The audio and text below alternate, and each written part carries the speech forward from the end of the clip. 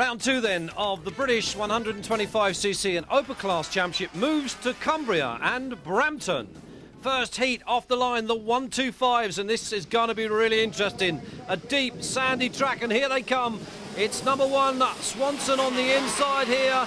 Who is it going to be that will emerge through that chicane corners? A few riders already gone down, and it's number 11, the race spec Honda rider, Brian Steele. He's got Kelly Swanson behind him. Then it's Justin Morris. Nathan Shelton, number 2, is in there as well. And we're looking back, number 3, that's Kempe. Behind Kempe, it's Tollett. Then Ashley Kane is in that group. Then it's Shepherd, 23, Neil Shepherd, there he is. This really is a deep, sandy track. Wayne Butt, 62, is amongst there, along with Greg Hansen, number 5. They really are struggling on these. 24, Mark Hook, he's gone down. And he's about to be passed by a whole gaggle of riders.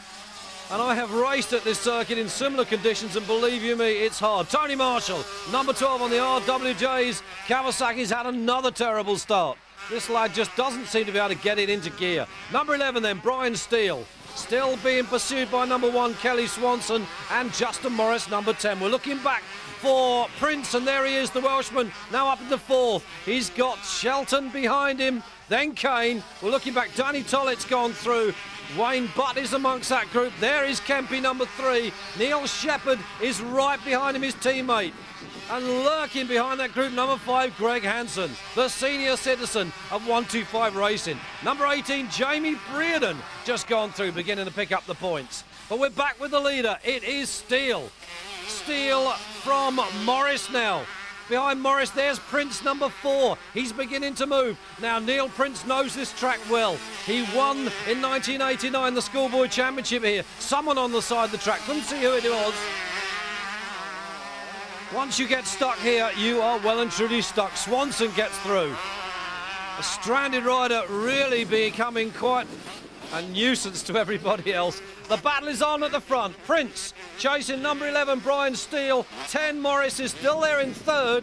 Swanson's not had the best of rides. We just picked up there number 9, Barford. Number 2 going through there once again. And that's, of course, Nathan Shelton. And just look at the muck on these boys. And Prince has got the lead.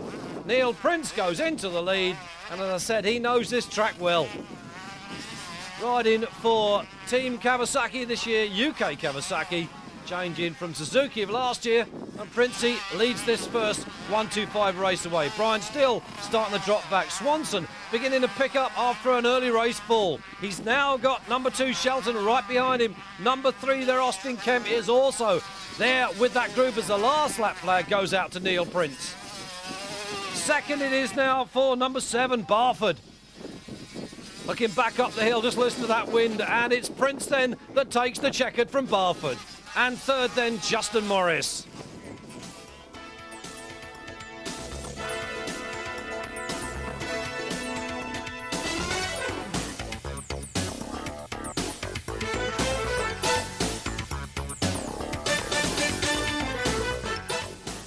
Heat 2 on the line then. Can Prince repeat his first heat win? Here they go. Gate drops up that hill. They're scything from side to side. They go into that dogleg chicane. Right, then suddenly left. Oh, they're all down in a heap. Someone hit the tyres there, and I could swore I saw number 2 amongst that group. And that's Nathan Shelton of his, but it's Swanson that's got the whole shot, and he's away. Swanson from Hansen, number 5, followed by number 8. That's Craig Heath youngster Ricky Priest. Then it's Neil Shepherd, 23, in 4th spot. We're looking back, 11 then, and that's Brian Steele from number 7, John Barford on the Eastwood Honda. Well, Kelly Swanson didn't let up the pressure whatsoever in Heat 2. He went on and on to win from second place man Justin Morris, and Nathan Shelton, despite that terrible start, managed to charge through right up into 3rd place. Well, race 3 saw a tremendous battle between these two, Swanson and Ricky Priest. They battled handlebar to handlebar right throughout the race, but it was Ricky Priest that took the win in the end, and Swanson followed him home in 2nd position, and Greg Hansen it was that followed those two home in 3rd spot. So a win then in Heat 3 for this rider, Ricky Priest.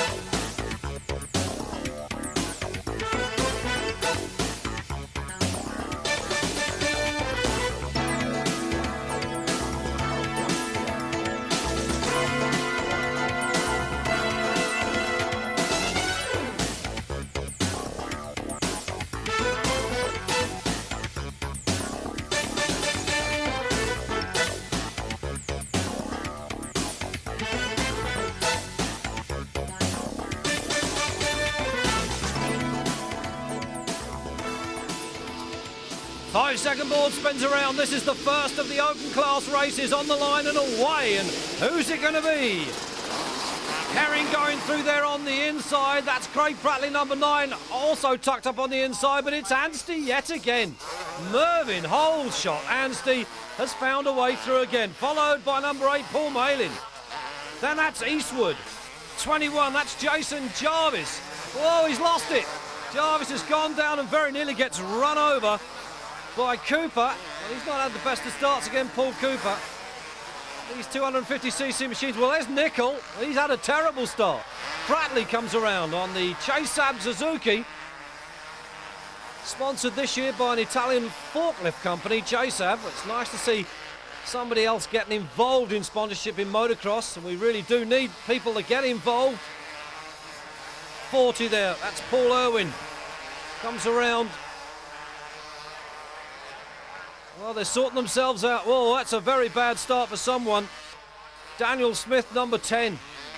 Well, he's in trouble again. Robbie Herring here, number 3, off the bike in this opening moto.